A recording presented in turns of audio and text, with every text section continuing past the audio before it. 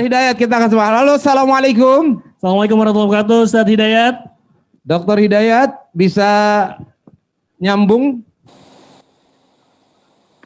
Bang Oma masih kita simpen nih. Ada Bang Oma Kiai. Dokter Hidayat dulu. Assalamualaikum dokter.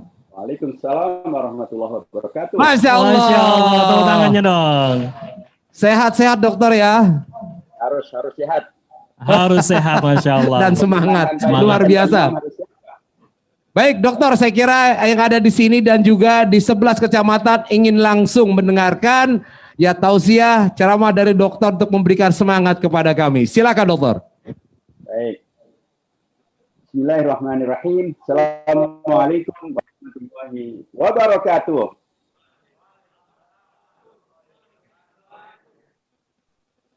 Suara saya terdengar?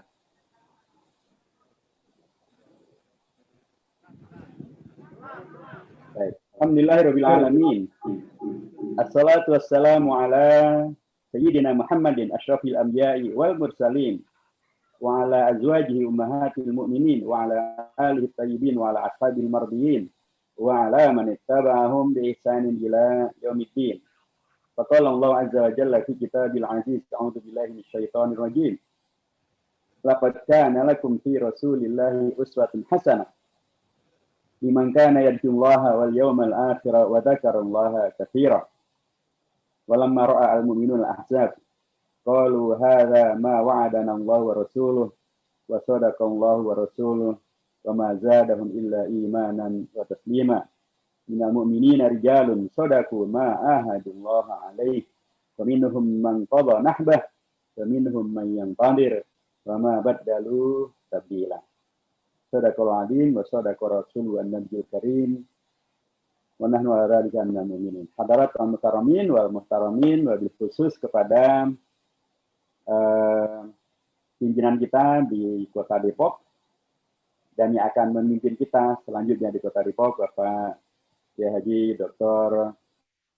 Idris Abdus Somad Hafizahullah, dan juga sahabat kita Bapak Insinyur Haji Imam Budi Hartanto dan seluruh keluarga besar beliau, seluruh keluarga besar dari partai-partai pengusung, baik dari PKS, Partai Demokrat, P3, Partai Berkarya, para kiai, para ulama, para habaib, tokoh-tokoh masyarakat, dan Habib Al-Walid, Habib Ali bin Abdurrahman Segaf, dan Bangda Bapak Haji Roma Irama, dan seluruh para relawan dan warga Depok yang inginnya beliau, Bapak Idris Abdul Somad, melanjutkan kepemimpinan di Kota Depok. Betul atau betul? Betul, insya Allah. Baik, alhamdulillahirabbil alamin. Saya background saya terlihat ya, di situ ada menara, ada kubah masjid, ada bangunan, ada tulisan kantor.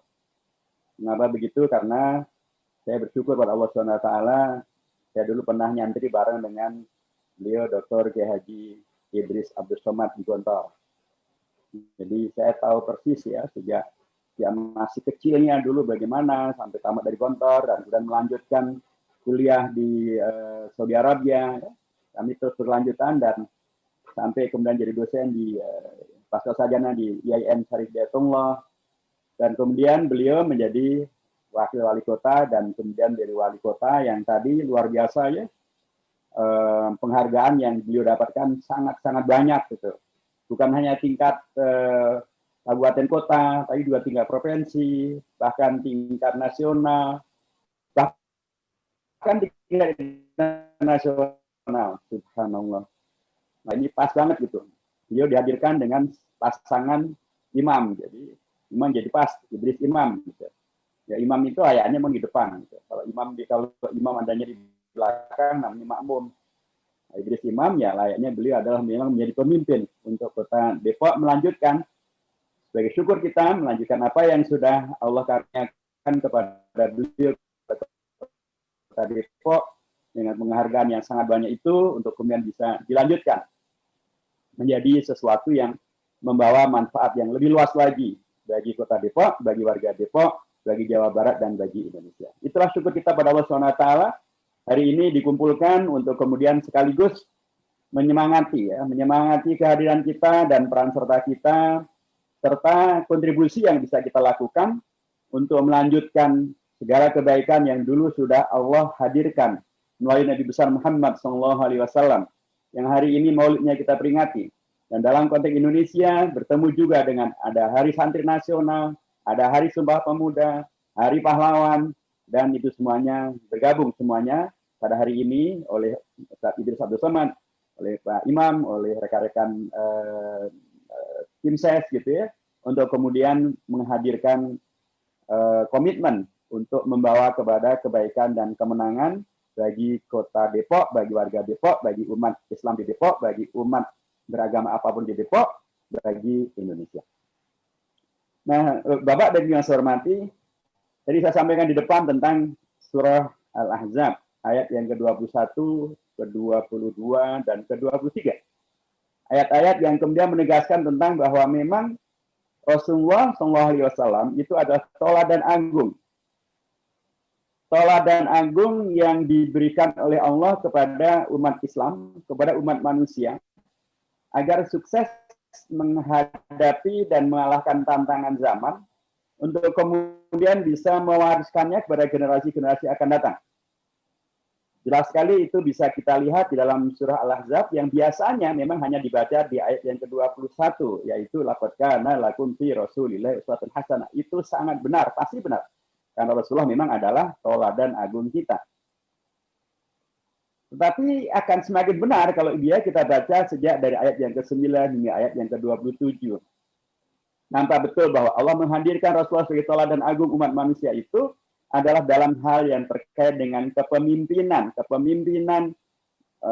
sosial, politik, kepemimpinan untuk mengatasi tantangan yang ada di masyarakat pada waktu itu, apakah yang namanya pengkhianatan dari dalam, apakah yang namanya penyebaran berita bohong, hoax bahasa kita sekarang, apakah namanya desas-desus, pecah belah, fitnah, yang begitu luar biasa dihembuskan, dan termasuk juga kemudian hadirnya tantangan dari luar yang ingin menghancurkan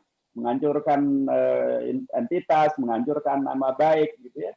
Ingin kemudian supaya digusur, supaya kemudian Rasulullah dan para sahabatnya tidak bisa eksis dan tidak bisa melanjutkan menyebarkan agama Islam yang membawa kepada rahmatan lil alamin. Karenanya namanya Al-Ahzab, yaitu kelompok-kelompok maupun dari luar kota Madinah. Mereka bersatu padu untuk kemudian menggusur Rasulullah, untuk kemudian menghilangkan Rasulullah, menghilangkan umat. Dan dalam kondisi yang amat sangat pelik, amat sangat mencekam, amat sangat menakutkan, mengkhawatirkan, lebih dahsyat daripada sekedar virus corona. Karena kalau virus corona, ya insya Allah harus diatasi, dan Pak Idris sudah mengatasinya, mencoba mengatasinya bersama dengan yang lain-lain tentu saja. Tapi tidak sampai kemudian menghabisi. Tapi kalau virusnya Al-Ahzab, fitnah yang luar biasa, datang dari luar, konspirasi luar dari dalam, luar dan dalam, itu kemudian dibiarkan berhasil, maka Rasulullah akan dihabisi, umat Islam dihabisi, Islam dihabisi, kita tidak mengenal Islam. Tentu itu amat sangat berbahaya. Karenanya Allah memberikan kepada kita sebuah penegasan tentang laqad kana lakum fi rasulillahi uswatun hasanah. Anda semuanya memiliki keteladanan pada diri Rasulullah. Yang bila itu kita teladani, maka kita bisa mengatasi tantangan-tantangan zaman yang begitu dahsyat, yang sampai pada tingkat menghabisi eksistensi kita, membunuh kita semuanya, menghilangkan kita semuanya, memfitnah kita semuanya, mengadu domba kita semuanya, dan membuat kita semuanya menjadi tidak ada dan atau tidak berdaya, dan atau kemudian bahkan menjadi korban daripada fitnah. Dan betul lah, begitu kemudian para sahabat Rasulullah menjadikan beliau sebagai teladan di dalam bersikap, di dalam beriman, di dalam berakidah, di dalam berjuang, di dalam bersatu padu, mengalahkan fitnah, mengalahkan adu domba, mengalahkan hoax, gitu ya. Maka Allah memberikan balasan secara langsung di ayat yang ke-22 dan ayat yang ke-23 hingga ayat yang ke-27. Jawabannya adalah langsung, yaitu hadirnya kemenangan bagi umat Islam, hadirnya kemenangan bagi siapapun yang meneladani Rasulullah SAW.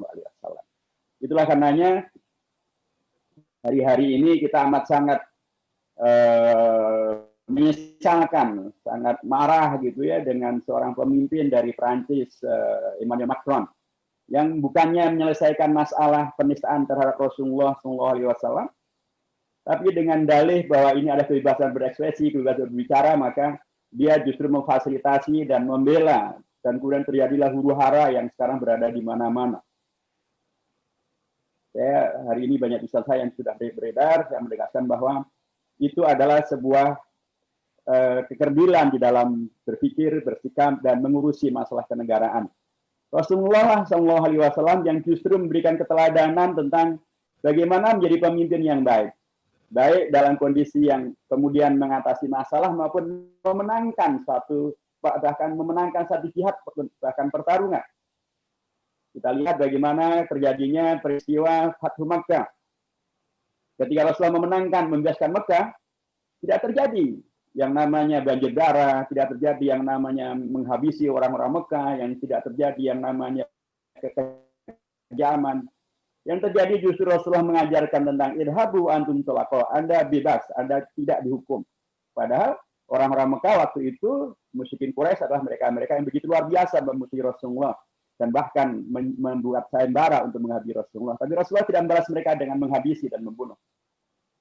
Sementara Prancis dalam sejarah penjajahannya di Afrika Utara, pada saat bangsa Aljazair akan memperjuangkan kemerdekaannya dan dibantu oleh Bung Karno dari Indonesia, maka tidak kurang dari 1,5 juta bangsa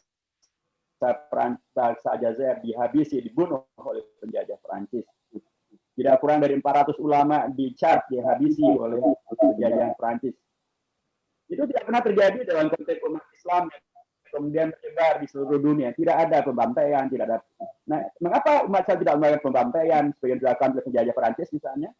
Karena mereka merujuk kepada Rasulullah. Karena Rasulullah adalah tauladan agung mereka. Hadirnya mereka adalah untuk menghadirkan rahmatan lil alamin, untuk menghadirkan khair ummah, membawa kepada pencerahan, membawa kepada kemerdekaan, bukan menghadirkan kelemahan dan kehancuran. Karenanya apa yang dilakukan oleh Emmanuel Macron dengan membiarkan terjadinya penghinaan terhadap Rasulullah dengan alasan kebebasan berekspresi adalah sebuah perilaku yang tidak berbudaya, yang tidak beradab, dan tidak menghadirkan kepemimpinan yang negarawan.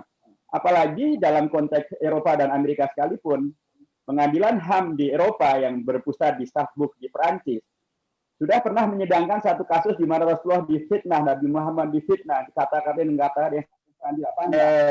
dengan alasan kebebasan beragama, kebebasan berekspresi, untuk agar si penjahat ini dibebaskan.